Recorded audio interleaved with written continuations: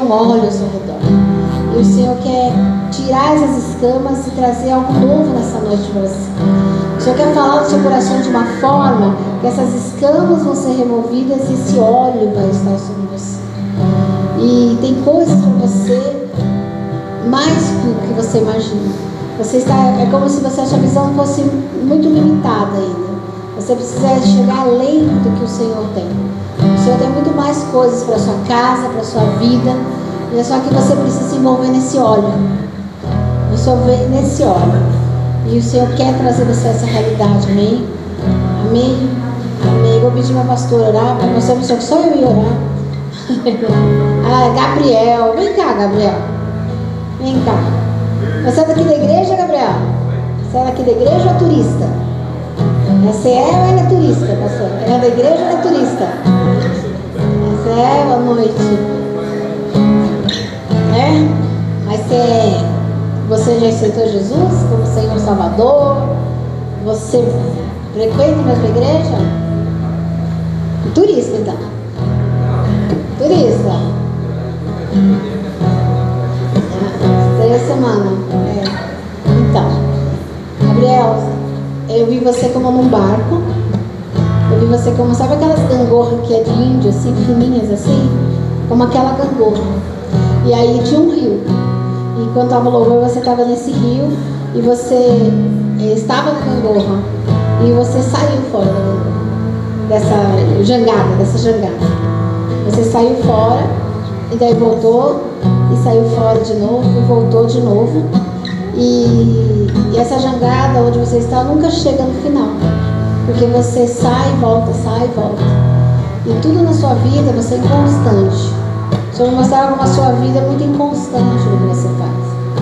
E você precisa parar com isso. Deus está falando assim, ó, é o momento de parar e chegar ao alvo que o Senhor tem em Cristo para você. O Senhor tem pessoas atrás de você que precisam de você. Mas esse sai e volta, vai chegar, às vezes o rio pode pegar uma turbulência na frente e você não aguentar. Então é hora de você ter uma noite de decisão para você. É uma noite que Deus está chamando você para uma decisão. Eu não sou daqui, eu não conheço vocês. Aliás, quem conhece que eu já conheço aqui? Que antigamente, que eu já vi várias vezes aqui. Vocês são velhos aqui, gente. Não, você precisa... Oi? Você é a tia dele. Então a senhora sabe do que eu estou falando. Então você precisa tomar uma direção. Uma direção. A palavra profética, Gabriel, ela vem para... A palavra profética, irmãos, ela tem 3 coisas. Vocês podem se sentar. Ela precisa ter 3 coisas na palavra profética. Ela precisa ter ciência do que aconteceu. Ela precisa ter conhecimento do que está acontecendo. E ela precisa ter direção do que vai acontecer. Então, Gabriel, o Senhor fala do que ele viveu, que ele é inconstante, ele viveu indo e voltando, que ele continua sendo inconstante e que ele precisa ser constante. Então, isso é uma palavra profética.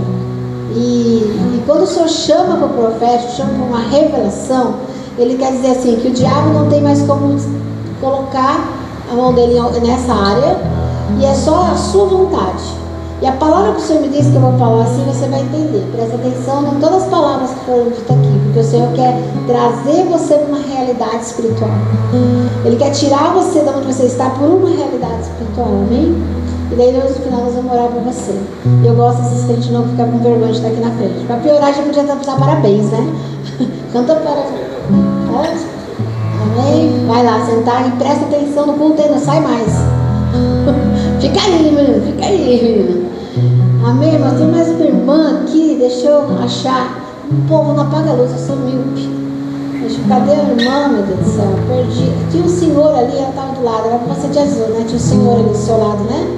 Isso, vem cá, irmã. Você é daqui também? Nossa, todo mundo é daqui? Ninguém é convidado hoje? Você é daqui também? Amém. Você é casada com aquele senhor? Não. Irmão, não dá para desistir de nada mais. Senhor me mostrava assim, você tem vontade de chutar o pau da barraca. Não só em todas as áreas da sua vida. Não dá. Deixa eu falar uma coisa, os escolhidos não têm escolha, irmã. Você foi escolhida para fazer, cuidar de pessoas, você foi escolhida para dar palavra de consolo para pessoas. Você é aquela aqui que eu vi assim como aquela que ampara. Sabe aquela guarnição? Quando a gente está numa estrada e tem aquela guarnição em volta? Você eu vi como aquela pessoa que vai guardando em volta de muitas pessoas. Na sua casa, nas igrejas, onde você está. E você pode chorar. Você pode chorar, irmã, não é fraqueza não, viu? Você pode chorar, mas você não pode chutar o pau da barraca. O Senhor tem obra e está dizendo assim, ó, eu sei o que está acontecendo, eu sei que o seu sentimento, mas não é para fazer nada disso. Continua caminhando no que você está caminhando. Continua orando, continua buscando, continua cuidando de pessoas, continua conversando com a pastora, com o pastor. Continua, irmã. A palavra profética para você é continua. Continua. Amém? Depois eu posso a gente orar no final. Amém? Amém. Então, irmãos, tem que pregar, né, pastor? Lembrei. Amém, queridos? Amém. Posso pregar? Pastor, você vai me apresentar? Não, né? Não. Já estou apresentada, né? Aleluia. Vocês podem sentar, irmão. Gostei de vocês, viu? Vocês não sabem, para eu falar que gostei de vocês, por muito menos eu mando a gente sentar, viu? Vocês estão uma benção, viu, irmãos? Esse menino aqui, você estava hoje, né? Uma coisa. Você é daqui? Você mora aqui? Quem é a mãe dele mesmo? A irmã lá, né? A pastora, né? Pastor? A pastora, né? Então, prepara, tá? Que você vai embora daqui. Você vai embora. O Senhor vai te levar para uma escola de missões. E é para um lado que eu não gosto de ir do Brasil, lá para cima. Lá para cima, quente, tem mosquito e não tem creme para passar no cabelo. Para dar dica para você. Aleluia, irmãos. Amém? Tem uma água aqui, né, pastor? Então, irmãos, o pastor fez a bobagem de me convidar para vir aqui.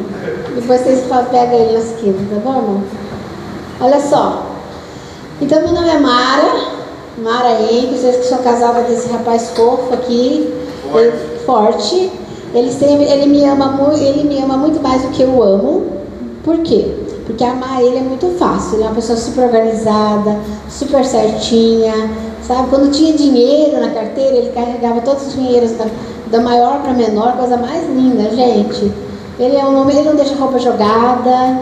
Ele é uma maravilha de marido, sabia? Só que por que eu falo que ele me ama mais? Porque eu sou mais difícil de ser amada, né, irmãos? É todo certinho, mas Deus dá graça. Eu falo, eu sou aquela assim que molda o caráter dele, entende? Sabe? Eu sou todo ao contrário do que ele é. Mas a gente está casada há 33 anos, viu? A gente está casada e nós estamos então em Montemor, nós pastoreamos lá em Montemor. E nós ficamos 15 anos, nós trabalhamos em Montemor, fomos enviados para o sul do país, ficamos lá 14 anos. Nesses 14 anos, a gente depois voltou para Montemor para ir para Portugal. No meio do caminho, nós ficamos em Montemor, que veio a pandemia. Obrigada, irmã. Eu gosto dessas igrejas chiques também, que vem umas taças bonitas, sabe? Tem umas taças bonitas, hein? Minha casa eu posso ter isso, irmão. Acabei de falar pro meu marido, tem que comprar uma caixa de copo, que quebra tudo. E lá em casa, então, nós somos... Eu tenho a fotinha da família aí. Quem que vai me ajudar aqui? Minha senhora. Olha lá. Então, essa é a nossa grande família. Tá? Então, nós temos aí de vestido azul e branco a Juliana. Ela tem 29 anos. Ela casou faz 1 ano e meio. Nosso agregado ali é o Josué. Né? Eles estão casados há 1 ano e meio. E nós temos o Pedro e o Daniel lá atrás, são gêmeos, né? Eles vieram a modo delivery, iFood. Ele veio prontinho já na nossa porta. Aí nós temos a Júlia, essa de marrom aqui tem 24 anos, né? E essa pequena ali no meio, que faz 6 meses que nós temos a Liz, né? Que tem moldado o nosso caráter. E toda vez a gente senta e fala: Senhor, como será a nossa vida hoje? Né? Então essa é a Liz. E tamanho. É um pouco anormal do que as famílias normais, né?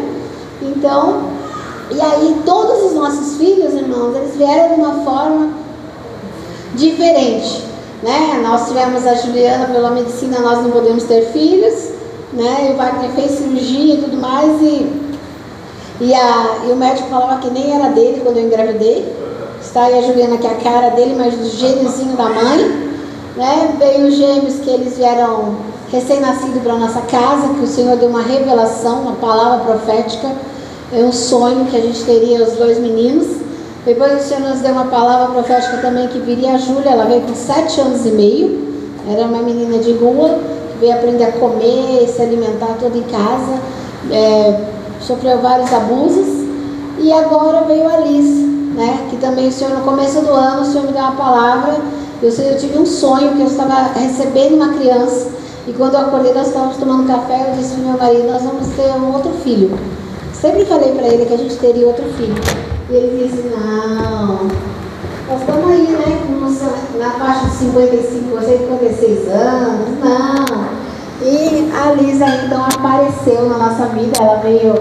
Ela foi adotada pelos primos, ela ficou 5 anos no abrigo, ela foi entregue pela mãe natural no abrigo, ficou 5 anos e meio, foi adotada por uma prima minha, virou meu primo, né, um casal. Essa minha prima, ela já estava 11 anos esperando um filho. Nesses 11 anos, ela chega, Liz, linda, maravilhosa, fofíssima. Ficou 3 anos com eles, ela tinha amputado a perna, já estava cega. E a Liz ficou então 3 anos com ela. Aí ela morreu ano passado, em fevereiro. O meu primo virou vida louca, fez tudo que não podia fazer. A avó não quis, ninguém da família quis ficar com ela. Até que ele foi preso, batendo nela, e ele ficou então, o juiz falou para ele que não ia ficar com a menina. Aí ele falou: não, mas eu tenho uma irmã, uma prima que sabe cuidar, ela vai cuidar. No caso, eu. Aí o juiz liga e nos dá a Liz, assim, em uma semana aparece a Liz na nossa vida. A gente não conhecia. E a nossa intenção, irmãos, porque eles moram em Curitiba. Eu não conhecia, conheci ela numa segunda-feira. Na segunda noite ela já dormiu comigo. Na terça ela já estava vindo para minha casa, entregue pelo juiz. E o meu primo então ficou lá. No final do ano ele teve uma audiência, no meio do ano ele teve uma audiência, e o juiz falou que ele não ia ficar com a criança. Ele falou: não, eu não quero ficar, ela tem que ficar lá com a minha prima. E daí uma semana depois ele morreu. É uma novela mexicana, irmãos, mas é as pegadinhas de Deus.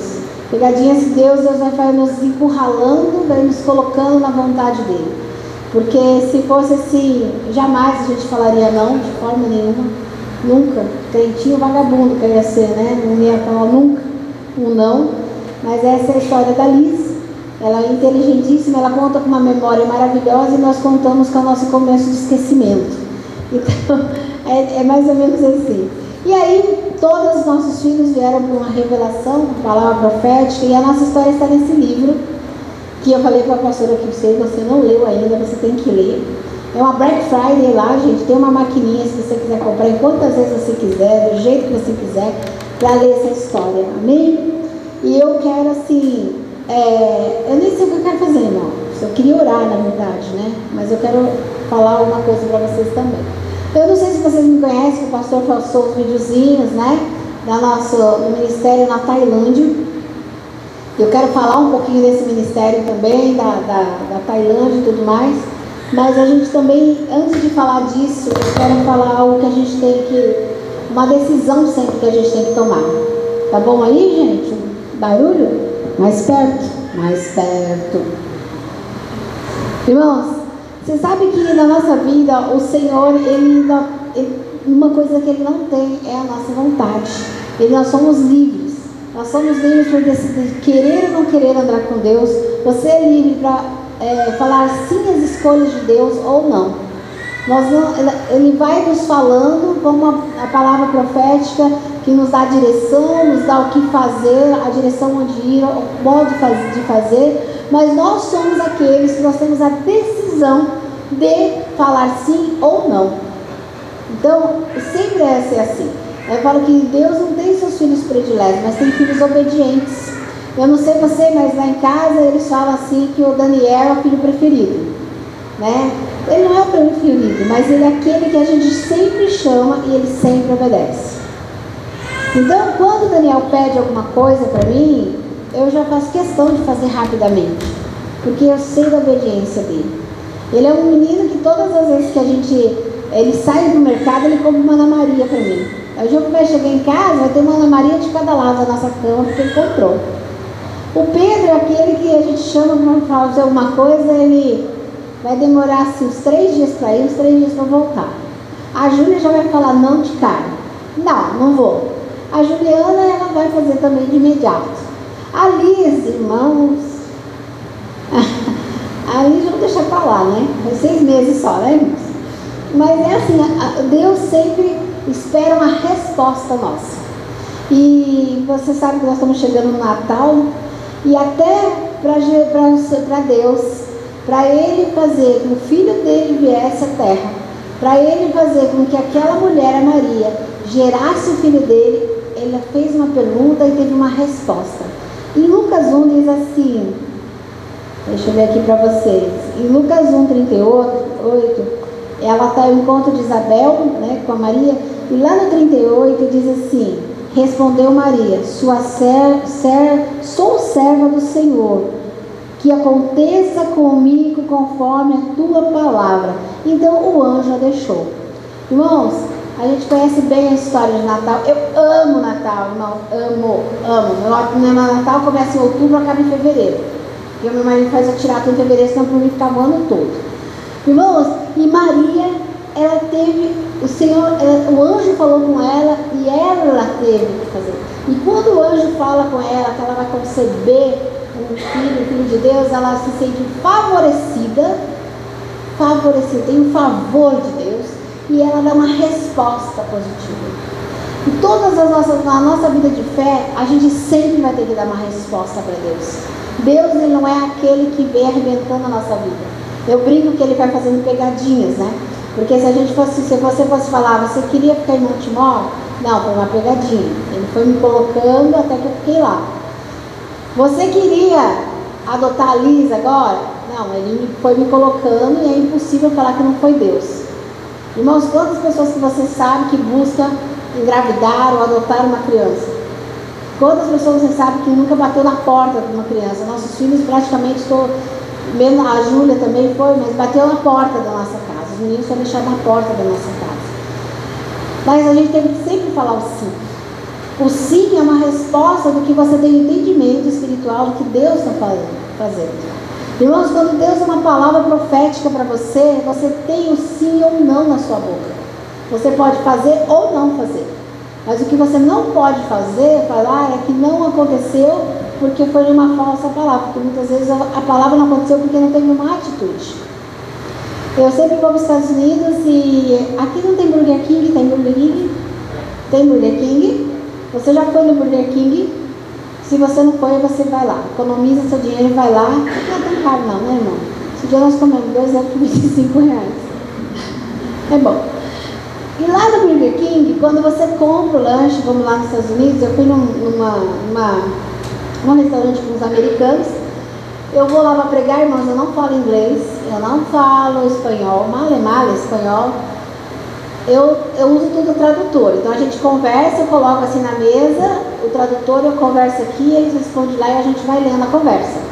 E eles me levaram então para comer um lanche lá. E você sabe que o americano, ele gosta de tudo exagerado, né? E aquela família de pastores americanos, eles tinham 4 filhas, a gente chegou lá, entrou na lanchonete, conversando. Aí eles pegaram um copo já para pegar na máquina. E as máquinas americanas, ela não tem só um tipo, né? Ela tem uma água gasosa que tem lá dentro e tem as essências, os xaropes. Quando você aperta, aquela mesma água que desce para o seu copo e vai fazer com que você tome o que você escolheu. E eles tinham uns copos assim, irmãos, que é de 1 litro. Eles já chegaram lá, pegaram aquele copo e já encheram, e já beberam. Eu peguei aquele copão, botei um tantinho assim, falei, vai ser muito para mim beber. Irmãos, e você pode pegar aquele copo, e você vai naquela máquina e você escolhe o que você quer. Então você pega o seu copo, eu amo isso, né? Eu vou lá e começo a tomar um pouquinho de chá, aí eu vou apertando todos. Eu aperto todos, todos. Eu amo. Amo um refrigereco. Irmãos, e assim também é quando nós queremos andar no profético e na unção de Deus. O Senhor coloca uma máquina com uma água gasosa para todos nós. A quantidade que você vai beber e o tipo que você vai beber não depende de mim, não depende do pastor, depende de você com Deus. Você pode pegar essa água gasosa, eu posso apertar, todos nós podemos apertar nessa máquina, cada um vai escolher a quantia, a quantidade que vai beber, o tipo que vai beber e como vai beber. Aquele dia ele pegou um copo igual para todos, eles beberam mais ou menos 3 copos daquele lá, eu mal tomei o meu, quando a gente saiu, cada um deles encheu o copo de novo para tomar no caminho. É um absurdo o que eles bebem de refrigerante. E assim é nessas 2 noites que nós vamos estar aqui. Você tem um copo e tem uma máquina com água gasosa. A quantidade que você vai beber de profecia, de palavra de revelação, de unção de Deus, não é nem a minha condição de fazer e nem dos pastores, é sua. É sua. Você pode beber muito, você pode encher o seu copo várias vezes dessa unção de Deus, do que Deus está dando nessa noite. Você pode beber só um pouco. Você pode ser como eu estava com um copo enorme, só bebi um pouco e fiquei constrangida, porque a nossa cultura não é tanto.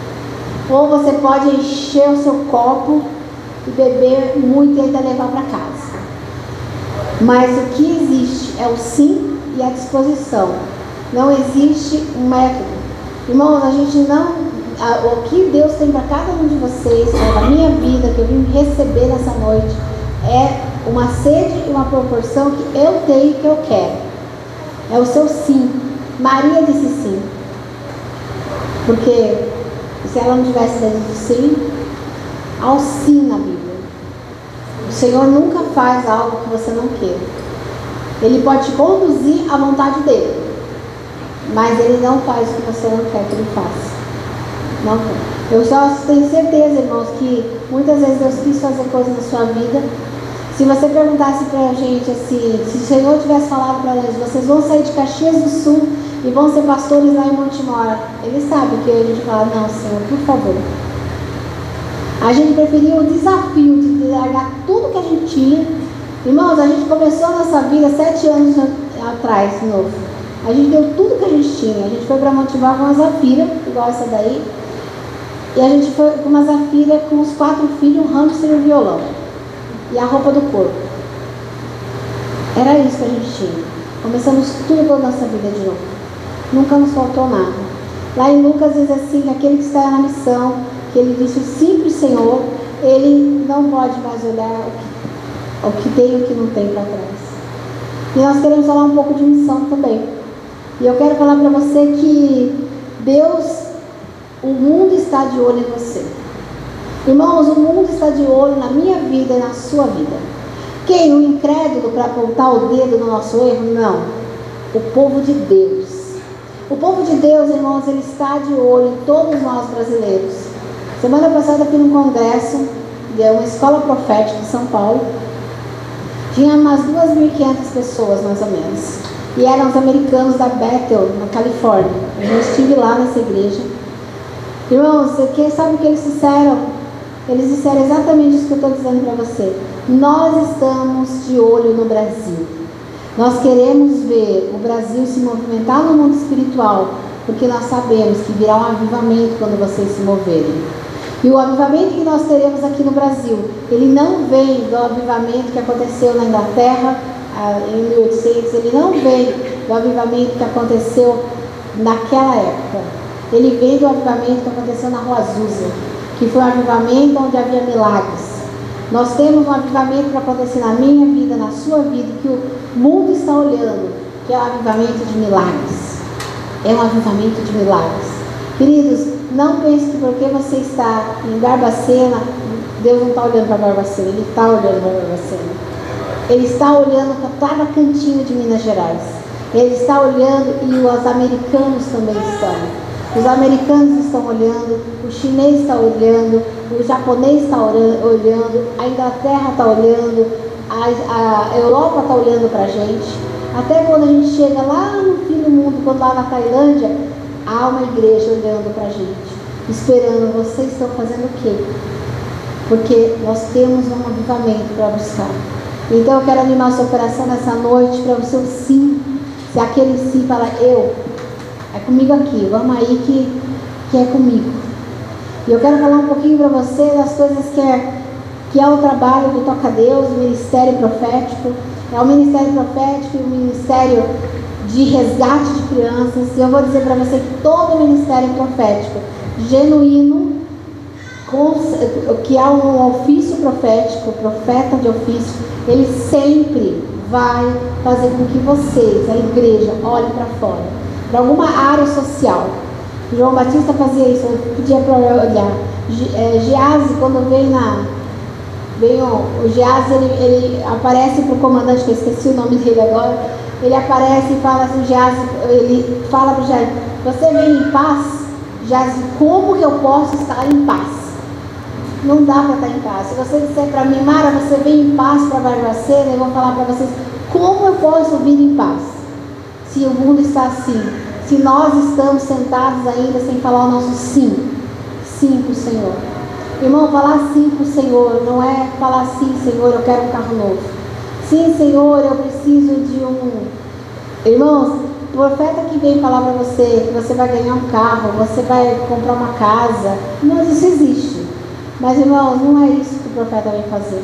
O profeta vem trazer para você aquele sim de Deus no seu coração.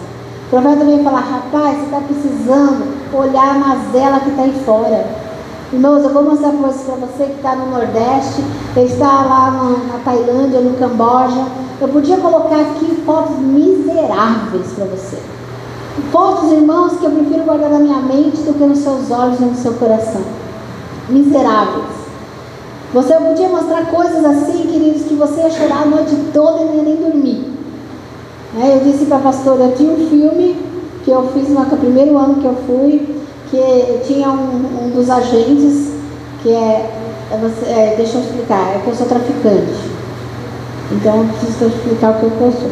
Eu sou traficante. Então, aí um dos agentes, ele entrou no quarto com 3 crianças, uma de 4, 5 e a maiorzinha tinha 7, 8 anos. A maior estava negociando um programa, que ela achava que era um cliente, e as menorzinhas estavam esticando o lençol da cama.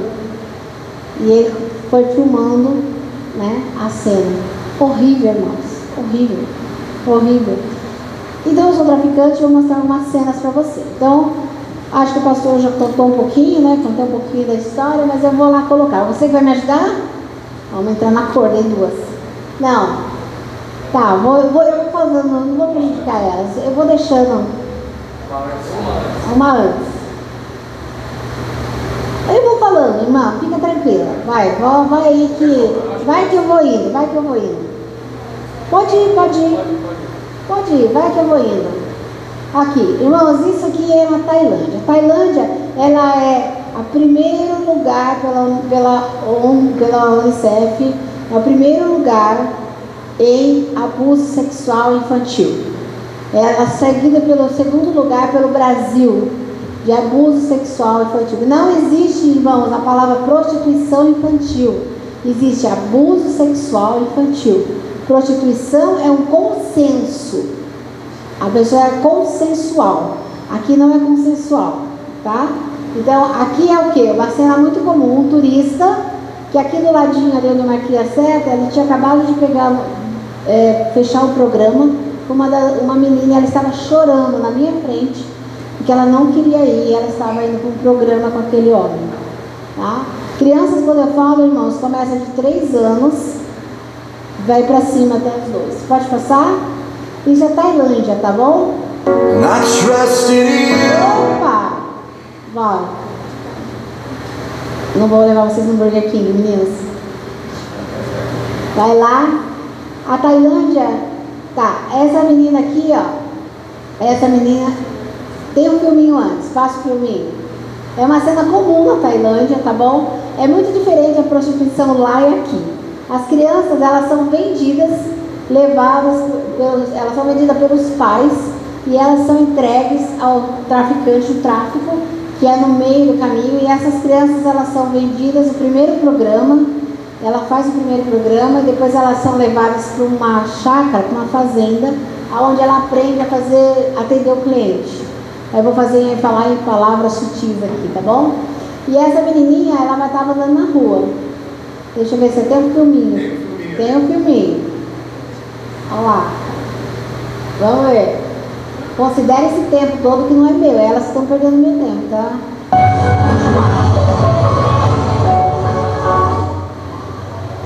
Vai passar o filminho, gente. Aí. Essa é uma cena normal da noite lá. Ó. Ela está oferecendo, isso é uma cena que ela não está vendendo flor, irmãos. Ela está oferecendo a menina para fazer um programa, um pedófilo fazer um programa com essa menininha. Tá? Ali é uma rua, tá? É diferente do Brasil, tudo acontece na rua, tá, irmãos? E ela estava ali oferecendo, aquele rapaz, aquele senhor de vermelho estava vindo, e eu fui antes, e eu paguei o programa para ela dormir em casa. Foi 120 bahts. Não, 1.200 bahts. Que dá. Faz a conta, irmão. 1.200 bahts, amor, gente, para ela ir dormir uma noite na casa dela. Pode passar? Quando é que tá o bairro? Quando dá? 5 por 1, 6 por 1? Não. Tá, esse é Camboja. Irmãos, essa criança aqui, ó, foi uma das últimas que chegou na casa. Nós temos uma casa no Camboja, onde tem 26 crianças, nós temos uma parceria e nós cuidamos dessas crianças lá. Tá? Então, essa aqui é uma das histórias que eu vou contar. Essa menininha aqui, ela estava com 2, 3 meses. Ela estava sendo vendida. Vendida para quê? Para pedofilia. Há um sistema lá na Tailândia, no Camboja, na Tailândia, que eles vêm e compram as crianças desse tamanho. Eles têm relação sexual filmada com essas crianças. E aí, esse filme faz parte do pacote quando eles vão para o hotel com crianças. Tá? Então, quando menor a criança, mais caro o filme. Tá? Então, ela foi resgatada, ela foi... Irmãos, crianças assim no Camboja, se você olhar 2 vezes, ela te entrega para um saco de arroz, que é $50, tá? Pode passar? Vai passar, vai passar. Aqui, essa menina cresceu já. Essa aqui é desse ano, em abril, que eu estava lá com ela. Esse é o Flávio, que cuida da casa. Esse que abriu a casa lá, já adotou 4 crianças dele. E nós temos 25. Essa daqui, ela tem aqui, gente, já tem 1 ano e 6 meses. Ela, você olha, parece uma criança de 5 meses, tá? Pode passar? E aqui ela bonitinha aí, dessa semana retrasada. No mês passado. Ela tá aqui. Eu não consigo falar o nome dela, gente, é muito difícil.